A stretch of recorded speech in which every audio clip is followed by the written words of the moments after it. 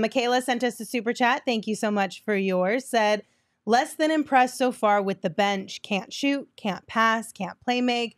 We need a backup point guard and to work on our chemistry. The turnovers are truly horrendous.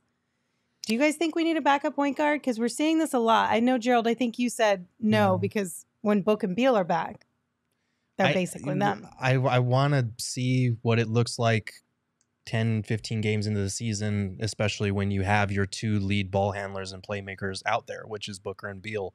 And I think if you have those two guys and you have Goodwin as a backup point guard and KD able to stagger with the bench and be a playmaker as well, like, you've got enough playmaking. We don't need a positional point guard because we have the playmaking. We have passers at every position if you include Nurkic and Eubanks and their ability to facilitate as big men.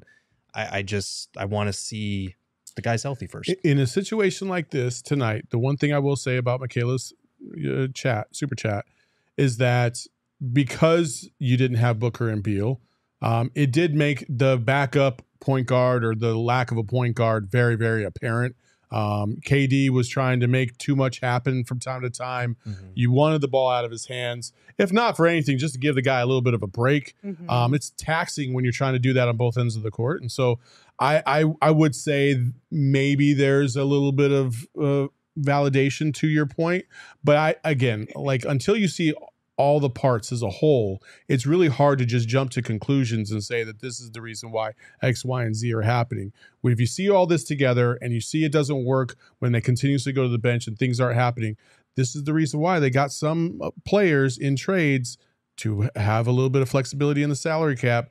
Nas Little, such and such. So we'll see what happens in the future. But I'm not panicking at all about that. Your backup point guard was a +8, only had 1 turnover out of the 20 that happened here, added 14 points. Like, but that's not the point, though. I don't think the point is that he wasn't able to create for anybody else. Nobody was able to create tonight. And most of that stuff was in the first half for Goodwin.